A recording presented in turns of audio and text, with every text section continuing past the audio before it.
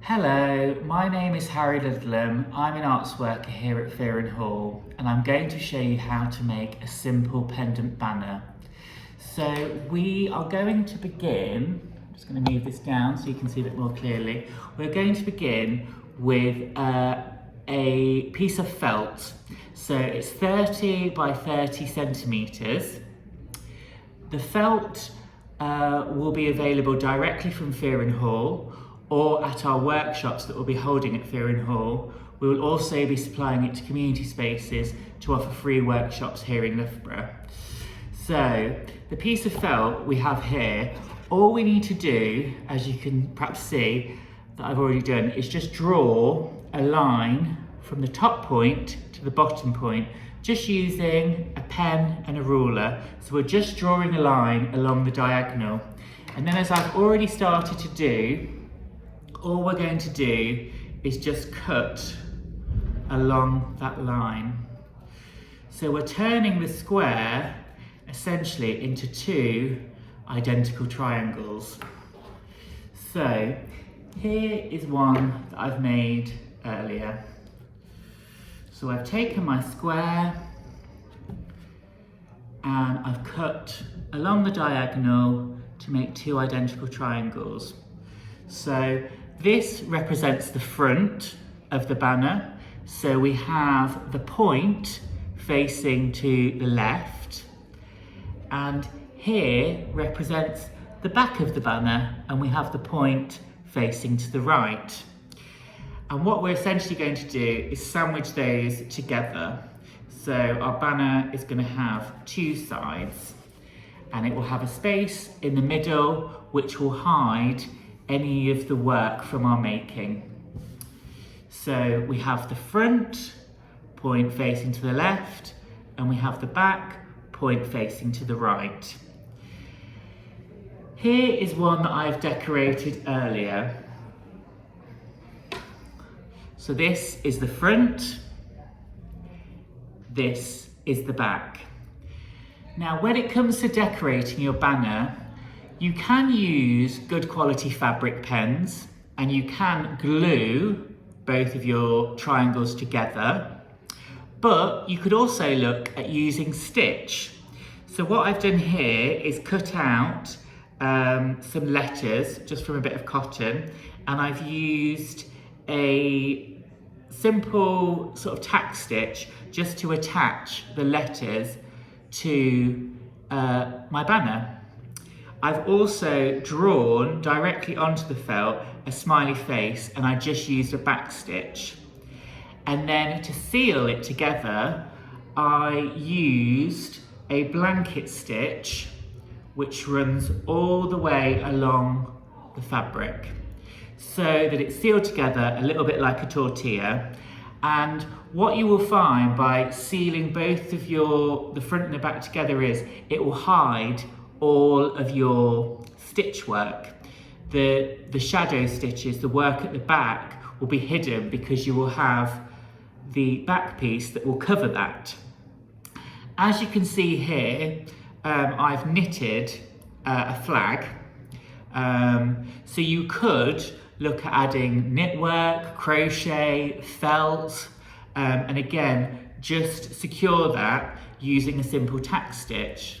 But the important thing is we have a front and a back, and it's sealed, okay?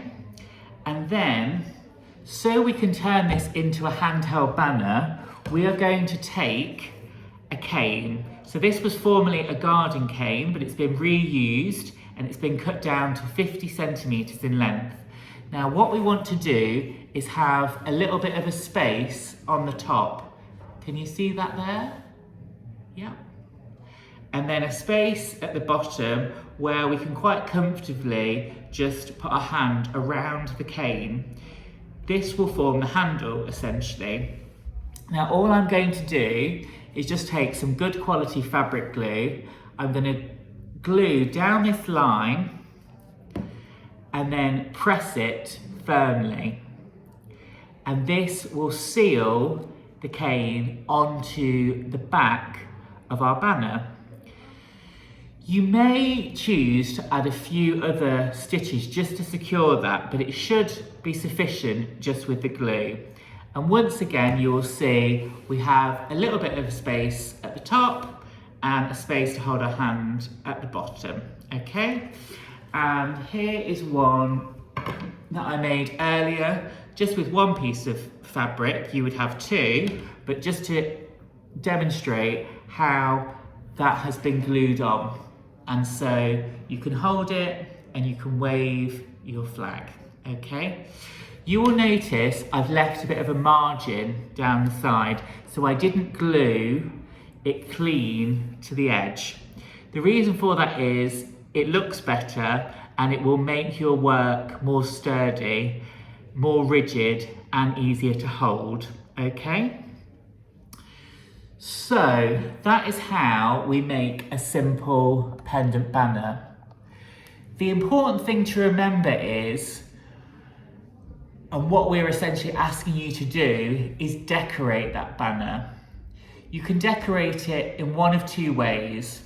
You can share a message that is meaningful to you, that is in solidarity and support of the LGBTQ+ community, or you can honour a queer icon. So what we mean by that is a person who is from the LGBTQ+ community who you find inspiring and you want to honour their contribution in some way. The most important thing is you be authentic and it's a message that means something to you. Now, to help with that, we have this information guide. This will be available on our blog. It is the Pride Handheld Banner and Parade Guide. It gives a background as to why Fearing Hall is involved and the work we did last year with the Pride picnic blanket. There is also some information about the messages that we perhaps might want to convey with our banner, and we use the example I gave earlier on of queer joy and of the trans flag, and there's a short story by me there explaining my choices. The important thing here is this is just an example. You need to come up with your own message that is personal to you. And as I say, it can be a message in solidarity of the LGBTQ community, or it can be in honour of a queer icon. Okay. We then have some information about the free workshops that will be available here at Fearing Hall, where you'll be able to find the materials, you'll be able to work alongside me as we create our banners. There's also information about the partners, and we're hoping to reach out to other community spaces so they can provide free workshops and materials in the form of the felt and the canes. So you could make a banner there. Alternatively, obviously, you can use this video and collect the equipment from Fearing Hall and make your own banner at home. There's some information about the march. So the march is where you will get to parade your banner. That will take place on Saturday the 22nd of August 2026. It is 0.6 miles. It will be well managed and organised with volunteer marshals. It will be very safe and secure. We will be walking from Fearing Hall down to Queen's Park. In Queen's Park, Loughborough Pride will be holding their Pride Day, their celebrations. This event is free to attend and there will be live entertainment. There will be food stalls and kiosks where obviously you can purchase things if you want to, but it is a free event. So that you can take part in the march, we ask that you please register.